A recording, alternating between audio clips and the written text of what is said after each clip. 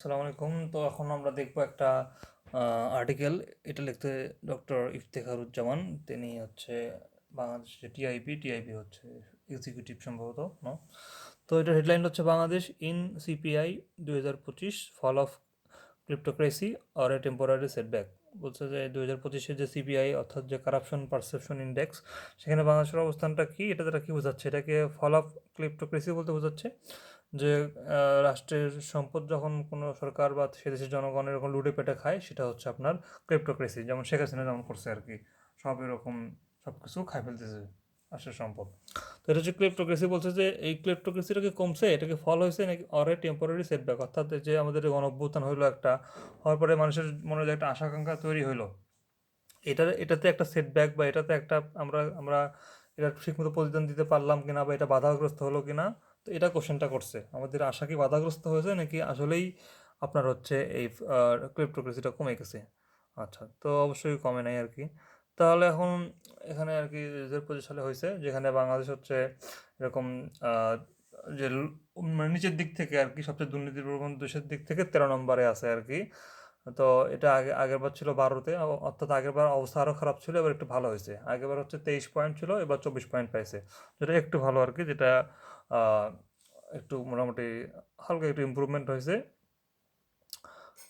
তো এখন এখানে বলছে যে যে আপনার বাংলাদেশের যে স্লাইড উন্নতি হয়েছে, তো বিভিন্ন হচ্ছে ইন্ডেক্স দেখাইছে এখানে, যেগুলো হচ্ছে ক্লোজড সিভিক স্পেস, যেখানে হচ্ছে মানে জনগণের অধিকার অনেক কম আর কি।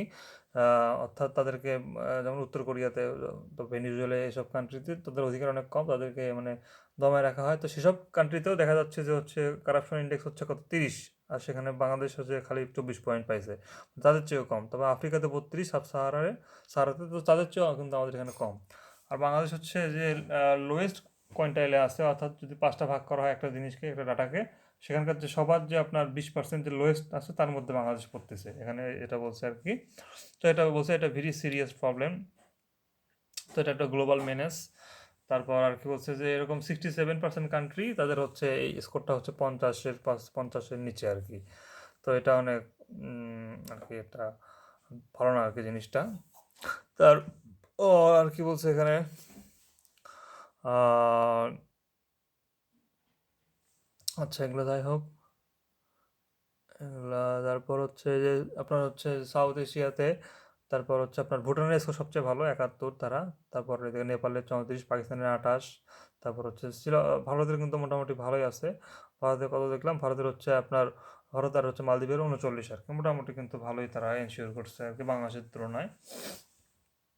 তারপর ডেনমার্কের হচ্ছে সবচেয়ে বেশি, তারা হচ্ছে 89 পায়, সবার আগে আছে, ডেনমার্কের সবচেয়ে বেশি, মনে রাখতে হবে। তারপর এখানে আছে হচ্ছে বলছে অবস্থা আরও খারাপ হচ্ছে এরকম। তারপর এটার জন্য তারা দায়ী করছে সেগুলো হচ্ছে সিভিক, যে আপনার হচ্ছে আহ, মানে রেস্ট্রিকশন দেওয়া হচ্ছে মিডিয়া এবং সিভিক স্পেসের উপরে। তারপর যেগুলো পাবলিক, যে ইন্টারেস্ট যেগুলো ডিসিশন মেকিং হয় আর কি, পাবলিক ইন্টারেস্ট ডিসিশন, সেগুলোতে আর কি ব্যারিয়ার দেওয়া হচ্ছে, বিভিন্ন ওপেননেসে ব্যারিয়ার দেওয়া হচ্ছে। তারপর ট্রান্সপারেন্সি অ্যাকাউন্টেবিলিটি কমে যাচ্ছে, এই জন্য আর কি এগুলো হচ্ছে। তারপর ওকে, অবশ্য অনেক কান্ট্রি উন্নতিও করছে আর কি। তো যেগুলো হচ্ছে আর কি শুধুমাত্র মানে গভর্নমেন্ট লিডাররা অ্যাকশন নিছে, শুধুমাত্র কথার বলি না ফুটে।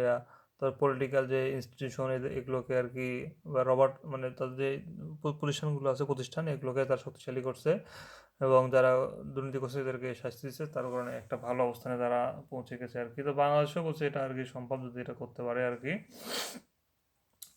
তারপর এরকম হচ্ছে আর কি আছে,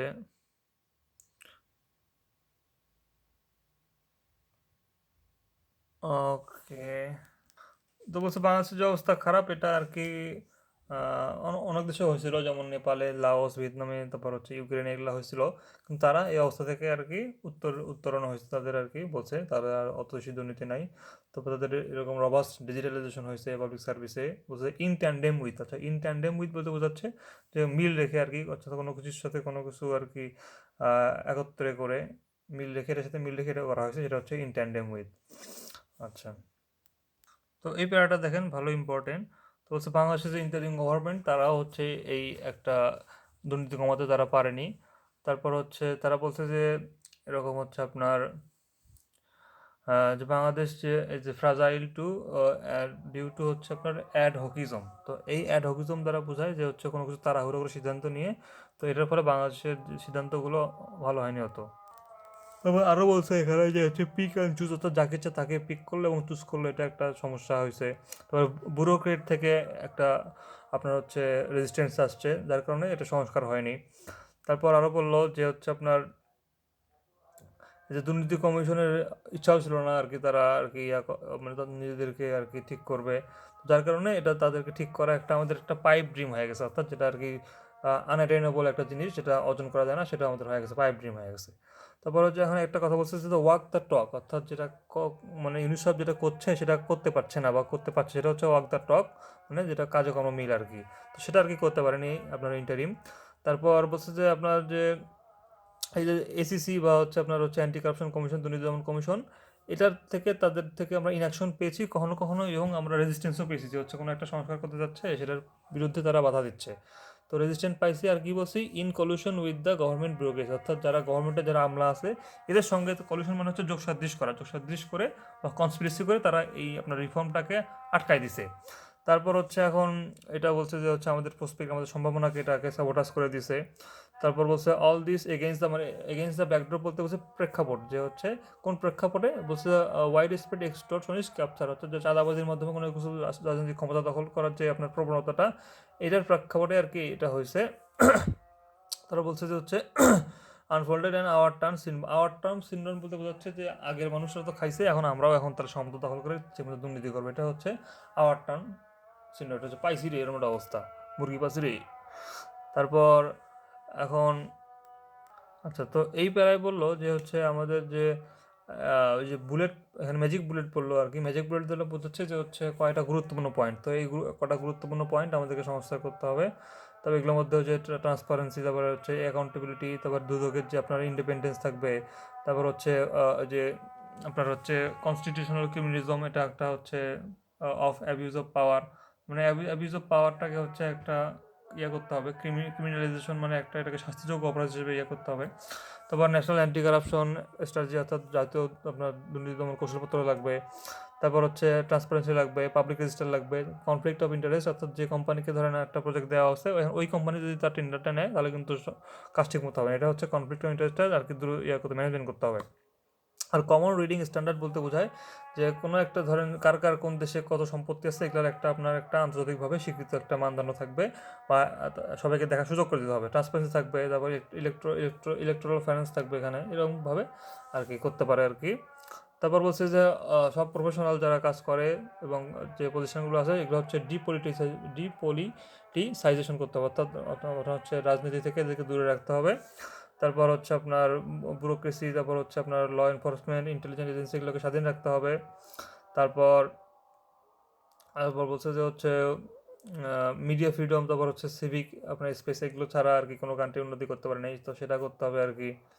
তারপর হচ্ছে বাংলাদেশ বলছে সব কিছুর উদ্যোগে বাংলাদেশের একটা এরকম লিডারশিপ লাগবে, যেটা হচ্ছে এই কালচার এবং এই যে প্র্যাকটিসগুলোকে এগুলোকে সরাই দেবে, এবং ভালো একটা যে একটা প্রাইভেট গেইন বাদ দিয়ে সবার যদি উন্নতি হয় এরকম একটা জায়গায় ওদের নিয়ে যেতে পারে, এরকম একটা লিডারশিপ লাগবে আর কি। ধন্যবাদ। আচ্ছা, এখানে একটু নোট আছে আমার আর কি, তো এটা সারসংক্ষেপ এখানে আছে। তাহলে এটা আর কি দেখাই আপনাদেরকে। তো সবার আগে দেখেন এখানে যে কারাপশন আপনার হচ্ছে এটা ইন্ডেক্সটা দেখালাম আমরা, আগে ছিল 23 এখন 24 পয়েন্ট হয়েছে। রাংমানের লেভেল, তারপর ক্রিপ্টোক্রেসি মানে হচ্ছে আপনার রাষ্ট্রের সম্পদ লুট করা। তারপর হচ্ছে ক্লোজ সিভিক, এটা তো বললাম যে হচ্ছে যারা এরকম বদ্ধ কান্ট্রি, 67% কান্ট্রিজ স্কোর বিলো 50। তারপর হচ্ছে কোনটায় হচ্ছে কোন কোন তথ্যকে 5 ভাগে ভাগ করা। গ্লোবালি কারাপশন বাড়ছে কারণ হচ্ছে যে মিডিয়া, তারপর হচ্ছে ব্যারিয়ার্স হচ্ছে ল্যাক অফ ট্রান্সপারেন্সি, অ্যাকাউন্টেবিলিটি। তারপর হচ্ছে লাওস, এগুলো তো উঠছে, এটাই বললাম। ইন ট্যান্ডেম উইথ বলতে বোঝায় অ্যারেঞ্জড উইথ ওয়ান অ্যানাদার, এটা হচ্ছে ইন ট্যান্ডেম উইথ। তারপর অ্যাডহকিজম হচ্ছে তাড়াহুড়ো করে সিদ্ধান্ত নেওয়া। তারপর হচ্ছে পাইপ ড্রিম হচ্ছে আনঅ্যাটেনেবল ড্রিম। তারপর ওয়াক দ্য টক মানে কথা কর্মে মিল। কলুশন মানে হচ্ছে সিক্রেট অথবা ইলেগাল অপারেশন। এগেনস্ট দ্য ব্যাকড্রপ বলতে প্রেক্ষাপটে। এক্সটর্শনিস্ট ক্যাপচার বলতে তার চাঁদাবাজি নিয়ে দখল। তারপর আওয়ার টার্ম সিনড্রোম হচ্ছে কি আমাদের পালা। ম্যাজিক বুলেট হচ্ছে গুরুত্বপূর্ণ পয়েন্ট। কনফ্লিক্ট অফ ইন্টারেস্ট হচ্ছে ম্যানেজমেন্ট। তারপর হচ্ছে কমন রিপোর্টিং স্ট্যান্ডার্ড হচ্ছে সব সম্পদের আন্তর্জাতিকভাবে স্বচ্ছতা।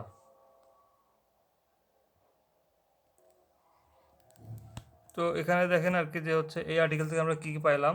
আমরা হচ্ছে কপিলোডকে বলছি, তো সে আর কি বলতেছে এগুলা যে হচ্ছে কেন বাংলাদেশে হচ্ছে আপনার হচ্ছে অভ্যুত্থানের পরও হচ্ছে আপনার দুর্নীতি হচ্ছে। তো একটা হচ্ছে আপনার যে সেটব্যাকগুলো আমরা পাইছি, যে আপনার হচ্ছে রিফর্ম ঠিকমতো হয়নি এখানে সবাই আর কি সব কিছু। তারপর হচ্ছে উইক ইনস্টিটিউশন আমাদের আছে। তারপরে এই যে অ্যাড হক যেটা আর কি রিফর্ম, তো এটা আর কি হয় নাই আর কি, যেটা ব্যুরোক্রেটরা বাধা দিছে আর কি। তো যে আওয়ার টার্ম সিন্ড্রোম এর কারণে হয় নাই। তো রেজিস্ট্যান্স ফ্রম ভেস্টেড ইন্টারেস্ট, অর্থাৎ হচ্ছে ব্যুরোক্রেসি এবং পলিটিক্যাল অ্যাক্টরসদের মানে স্বার্থ রক্ষার জন্য এটা হয়নি। তো ডেফিসিটস ইন ট্রান্সপারেন্সি অ্যান্ড অ্যাকাউন্টেবিলিটি, অর্থাৎ অ্যাকাউন্টেবিলিটি আর হচ্ছে আপনার ট্রান্সপারেন্সির জন্য হয় নাই। তারপর গ্লোবাল প্যারাডক্স, তারপর হচ্ছে এরকম হচ্ছে ইনস্টিটিউশনাল ডিকে, তারপর হচ্ছে erosion of checks and balance, এগুলোর কারণে বাংলাদেশ হচ্ছে রিস্ক করতেছে আর কি। তো কীভাবে রিমুভ করা যায় সেটাও আর কি এখানে বলছে যে হচ্ছে আপনার হচ্ছে যে দুর্নীতি দমন কমিশনকে স্ট্রেনথেন করতে হবে। তারপর কনস্টিটিউশনাল সেফগার্ড দিতে হবে, অর্থাৎ যারা এরকম ক্রিমিনাল করে, দুর্নীতি করে, তাদেরকে আর কি একটা ক্রিমিনালি একটা তাদেরকে ওই অনুযায়ী তাদেরকে শাস্তি দিতে হবে। ন্যাশনাল অ্যান্টি কারাপশন স্ট্র্যাটেজি, তাদের হচ্ছে এরকম একটা দুর্নীতি দমন একটা জাতীয় কৌশলপত্র নিতে হবে। তারপর ট্রান্সপারেন্সি টুল, এগুলো হচ্ছে এগুলো করতে হবে আর কি, যে হচ্ছে বেনিফিশিয়াল ওনারশিপ রেজিস্টার, তারপর conflict interest management, common reporting standard, তারপর transparent political and electoral finance, এগুলো করতে হবে। তারপর ডিপলিটিসাইজেশন করতে হবে, media freedom and civic space দিতে হবে, লিডারশিপ অ্যান্ড কালচার যে চেঞ্জ করতে হবে আর কি। তো এখানে টেক ওয়ে বলছে যে হচ্ছে